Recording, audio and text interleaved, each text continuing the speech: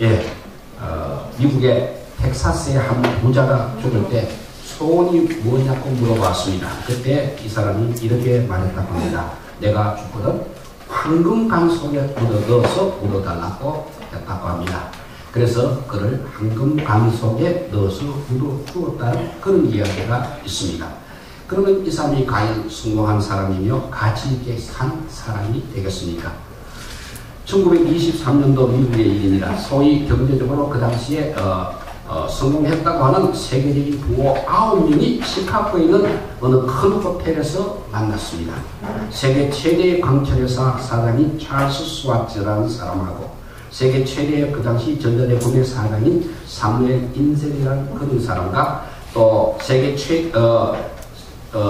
최대의 가스회사 사장인 하와드 홈스, 또 최대 양복 투기업자인 아스 커터, 뉴욕의 정권시장 사장인 리차드 휘트니, 또 대통령 안보 담당 보좌관인 알버트 폴과 뉴욕 정권회사 사장인 제시 리버모아, 그리고 세계 최대 전매회사 사장인 이발 크로이커와 안전은행 행장인 레온 그레이스, 이렇게 9명이 모였습니다. 그래서 그 당시 은행에서 발표한 바에 의하면 이 사람들이 당시 가장 경제적인 큰 부호였다고 그렇게 말하고 있습니다. 그런데 아무도 이 사람들이 성공했다는 것을 누구도 부인할 수 없는 그런 사람들이었습니다. 그러나 그들의 성공은 그야말로 물질적인 것이요 일시적인 것이었습니다.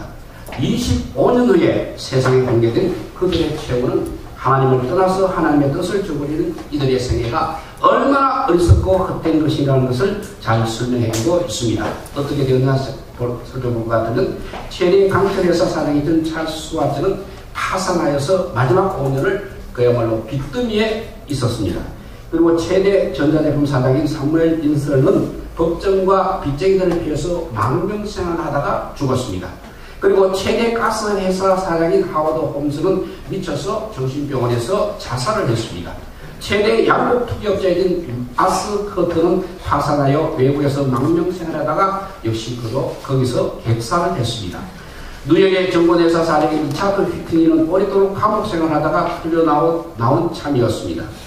월가의 유명한 재벌이었던 제시 리버모와 이발 크로이커와 레온 프레이스 이 세 사람은 모두 자살하고 말았다는 것입니다. 이 사람들은 오늘날 문명의 성공이라고 하는 성공이라고 칭찬하고 경외하는 돈, 명예, 권세 이런 걸 다 가지고 있는 사람들이었습니다. 그러나 결국 그들은 비참한 패배로 그들의 인생은 끝나고 말았다는 것입니다. 하나님의 말씀을 떠나서 참된 가치관을 갖지 못할 때 참된 성공이라는 것은 있을 수 없다는 것을 그들은 모르고 있었다는 것입니다. 그래서 요한일서 2장 17절에 이런 말씀이 있습니다. 이 세상도 정욕도 다 지나가되 오직 하나님의 뜻을 행하는 일은 영원히 그하니라고 했습니다. 그러니까 우리 하나님 말씀 안에서 올바른 가치관을 가져야만 진정한 성공자가 될 수 있다는 말씀이 되겠습니다. 그러면 진정한 성공자는 첫째 무엇을 했느냐가 아니라 무엇이 되느냐가 더 중요한 것입니다. 좋은 나무가 되면 따라서 좋은 열매는 자연히 맺게 되는 것입니다. 그러나 세상의 많은 사람들은 좋은 나무보다 좋은 열매만 따서 위대한 사람이 되려고만 했습니다. 그래서 먼저 좋은 나무가 되려고 하지 않는다는 사실입니다. 그래서 우리 예수님께서는 좋은 나무가 좋은 열매를 맺고 못된 나무가 못된 열매를 맺는다고 말씀하셨습니다. 무엇을 이렇게 하느냐가 중요한 것이 아니라 먼저 어떤 사람이 되느냐가 더 중요하다는 것입니다. 우리의 인격과 사람됨이 바로 되게 되면 말이야 잘하든 못하든 남에게 감동을 줄 수 있는 것입니다. 그렇기 때문에 예수님은 번일에게 기도도 잘하고 또 거룩하지 않은 그 당시 서기관들과 바리새인들을 몹시 책망하고 저주했던 것입니다. 그러므로 우리는 겉으로 나타나는 말 그리고 행동보다는 우리의 속마음과 생각과 마음 먹고 있는 것이 항상 진실되고 겸손하고 제약을 멀리하도록 힘써야 할 것입니다. 위대한 업적을 남기고 위대한 일을 하기에 앞서서 먼저 우리는 하나님 앞에 올바르게 서는 그런 삶이 되기에 힘을 써야 할 것입니다. 이렇게 진정한 성공자는 첫째 무엇을 했느냐가 아니라 무엇이 먼저 되느냐가 더 중요하다고 했습니다. 두 번째는 얼마를 가졌느냐가 문제가 아니라 얼마를 가졌느냐가 아니라 어떻게 그것을 사용했느냐가 더 중요한 것입니다. 대부분의 사람들은 얼마나 돈을 많이 벌었느냐, 얼마나 큰 벼슬을 했느냐, 이것을 중요하게 여기고 있습니다. 그렇지만 우리 하나님께서는 얼마나 돈을 가치 있게 쓰느냐를 더 중요하게 보시는 분이십니다. 그리고 크든 작든 그 맡은 직분에서 얼마나 보람 있는 일을 했느냐가 더 중요한 것입니다. 그래서 우리 하나님은 버는 돈을 계산하지 않으시고 쓰는 돈을 계산하신다고 그렇게 말씀하신다는 그런 말씀이 있습니다. 적게 벌든 많이 벌든 보람 있게 가치 있게 쓰는 것이 중요하다는 것입니다. 수십억 수백억의 재산을 가졌어도 술이나 먹고 도박이나 하고 방탕한 생활을 하는데 써버렸다면 엽전 두 푼이라도 값지게 헌금한 가난한 가부만도 훨씬 못한 것입니다. 그래서 우리 예수님께서는 그 가난한 가부가 가장 많이 헌금했다고 칭찬을 하셨습니다. 또 자기만을 위한 많은 재물을 쌓은 부자를 향해서 누가복음 12장 20절과 20절에 이렇게 말씀하고 있습니다. 어리석은 자여, 오늘 밤에 너의 영혼을 도로 찾으리. 그러면 너의 예비한 것이 네 것이 되겠느냐 하셨으니 자기를 위하여 재물을 쌓아두고 하나님께 구하지 못한 자가 이와 같으니라 했습니다. 수백 수천억의 재산을 가졌어도 자기만을 위한 사람보다 꽁보리밥에 된장찌개를 먹더라도 하나님을 숨기며 이웃을 도우며 사는 사람이 더 가치 있는 삶을 산다는 것입니다. 그래서 어떤 현자가 이렇게 말했습니다. 대부분의 사람들은 무엇을 소유하는 데만 흥미를 가지고 무엇이 되고자 하는 데는 흥미를 가지려고 하지 않는다. 그러나 되어야 할 사람이 먼저 되게 되면 가져야 할 것을 가지는 데는 아무런 어려움이 없다. 이렇게 말했습니다. 우리 예수님께서도 소유에게만 집착한 한 부자 청년에게 너의 있는 것을 팔아 가난한 자에게 주고 나를 쫓아라고 말씀하셨습니다. 이렇게 물질적인 것을 우리는 인격적으로 바꾸라는 것입니다. 얼마나 소유했느냐라는 보다 어떻게 썼느냐가 더 중요한 것입니다. 또 진정한 성공자가 어떤 사람이냐면 첫째 무엇을 했느냐가 아니라 무엇이 되었느냐, 무엇이 되었느냐가 중요하다고 했습니다.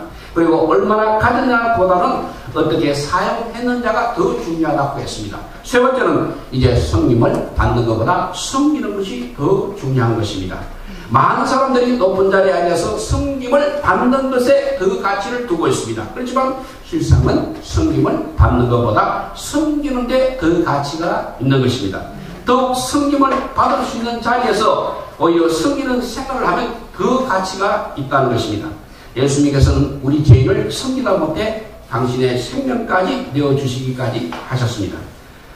오늘 본문의 세베대의 두 아들 야곱과 요한의 어머니는 주의 영광 중에 하나는 주의 우편에 하나는 주의 좌편에 함께 하옵소서라고 간청을 했습니다.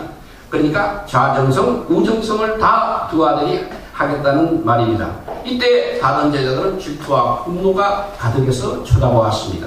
이것을 본 예수님께서는 오늘 본문 45절에 인자가 온 것은 섬김으로 받으려 함이 아니라 도리어 섬기려 하고 자기 목숨을 많은 사람들의 배송물로 주려 함이라고 말씀하셨습니다.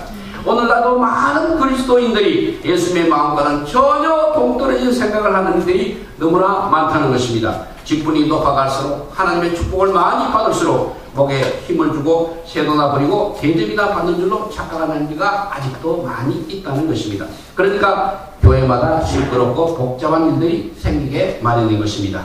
그래서 종교개혁자 칼빈은 이렇게 말했습니다. 왕이라도 섬김이 없으면 참으로 어렵게 다스릴 수 없다 했습니다. 우리 그리스도인들은 높아도 낮은 자같이 생각하고 행동해야 합니다. 그리고 무엇이 있어도 없는 것 같이 대하고 선행을 해도 하지 않은 것처럼 해야 하는 것입니다. 오늘 본문에서 예수님은 견세만 부리려고 하는 사람들을 보고 43절 44절에서 이렇게 말씀합니다. 너희 중에는 그렇지 아니하니 너희 중에는 누구든지 크고자 하는 자는 너희를 섬기는 자가 되고 너희 중에 누구든지 어뜸이 되고자 하는 자는 모든 사람의 종이 되어야 한다고 하셨습니다. 참으로 높아진 비결이 바로 섬기는 것입니다. 어뜸이 되는 비결이 바로 종의 자세로 낮아지는 것입니다. 섬김을 받기보다는 섬기는 사람이 더 가치가 있다는 것입니다. 예수님께서는 주와 선생이 되셨습니다. 그렇지만 제자들의 더러운 발을 그 거룩한 손으로 씻어주시면서 너희도 이렇게 하면 복이 있으리라고 말씀하셨습니다. 진정한 성공자 세 가지를 말씀드렸습니다. 무엇을 했느냐가 아니라 먼저 무엇이 되느냐가 더 중요하다. 얼마를 가지느냐가 중요한 것이 아니라 어떻게 사용했느냐가 더 중요하다. 세 번째는 성김을 받는 것보다 섬기는 것이 더 중요한 일이라고 했습니다. 이제 네 번째는 영적인 삶보다는 영적인 삶이 더 중요하고 가치 있는 삶인 것입니다. 육신이 식물의 잎과 같다면 영혼은 식물의 뿌리와 같습니다. 육신이 계란의 껍질과 같다면 영혼은 바로 계란의 노란자와 같은 것입니다. 그러므로 항상 영적인 생활에 우리는 더 가치를 두어야 합니다. 그래서 우리가 잘 아는 요한 3서 1장 2절에 사랑하는 자여 너의 영혼이 잘된같이 너가 범사에 잘되고 강건하기를 내가 강구하노라고 했습니다. 그러니까 육신의 건강이 먼저이고 사업이 잘되는 그것이 먼저가 아니라 영혼이 잘되는 것에 영혼이 잘되는 것이 가치 있는 것이라는 우리 하나님의 뜻을 말씀하고 있는 것입니다. 그리고 또 베드로전서 1장 24절 25절에 보면 모든 육체는 풀과 같고 모든 영광이 풀의 꽃과 같으니 풀은 마르고 꽃은 떨어지되 오직 주의 말씀은 세세대로 있도다 하였으니 너희에게 전한 복음이 곧 이 말씀이니라고 했습니다. 마지막 예언을 드리고 마치도록 하겠습니다. 미국 플로리다주에 있는 아주 신앙이 돈독한 청년이 하나 있었습니다. 한 분이. 그는 교회 학교 총무로 충성스럽게 일하는 교인이었습니다. 하나님께서 그의 사업에 복을 주셨습니다. 그래서 사업이 너무 자꾸 번창하여서 이제 11조가 한 주일에 몇천 불, 몇만 불씩 되었습니다. 그러나 그는 너무 바빠서 교회 일을 이제 그만두어야 했습니다. 또 다른 도시에 지점을 내자 거기서 이제는 주말을 보내라고 교회에 출석도 못하게 되고 말았습니다. 그러다 목사님이 찾아가셨습니다. 그래서 말합니다. 존, 나는 자네를 걱정하고 있네. 자네는 예배에 계속 불참하고 있어. 자네는 하나님의 일에 흥미를 잃어가고 있으며 온전한 11조도 못하고 있네라고 충고를 했습니다. 그러자 목사님, 한 주일에 100불도 많은데 그만큼 11조 하면 되지 뭘 더 하라는 말씀입니까? 또 가게인이 바빠서 교회 출석을 못합니다 라고 대답을 했습니다. 이때 목사님이 존, 우리 함께 기도합시다 라고 하며 두 사람은 무릎을 꿇었습니다. 그러며 하나님 그에게 너무 많은 사업을 주셨습니다. 저는 너무 성실했습니다. 사랑의 주님, 그의 영혼을 위하여 상점 몇 개를 오히려 불태워 주시고 상점 몇 개를 문을 닫게 해주셔서 존으로 하여금 그렇게도 당신을 위해 충성스럽게 일하던 옛날의 사람으로 되돌아오도록 그의 사업에 얼마를 빼앗아 주시옵소서라고 기도했습니다. 기도를 마치자 이제 조언이 떨기 시작했습니다. 목사님, 이곳에서 저를 데려가 주십시오 했습니다. 그는 죄를 완전히 고백했고 목사님께 다 용서를 빌었습니다. 그 청년은 다시 충성된 교인이 되었습니다. 목사님도 존의 육신이라 물질보다 그 영혼이 더 중요하고 가치 있다는 것을 말씀해 준 것입니다. 우리 모두 영혼을 사랑하는 사람들이 되시기를 주님의 이름으로 축복드립니다. 기도하겠습니다. 사랑의 하나님 감사합니다. 이 세상의 가치관하고 우리 하나님의 가치관이 너무나 틀리다는 것을 네 가지로 살펴보았습니다. 무엇을 했느냐보다는 무엇이 되느냐, 무엇을 가진냐보다는 어떻게 사용했느냐, 선물 받는 것보다는 섬기는 삶, 또 육적인 삶보다는 영적인 삶이 중요하다고 했습니다.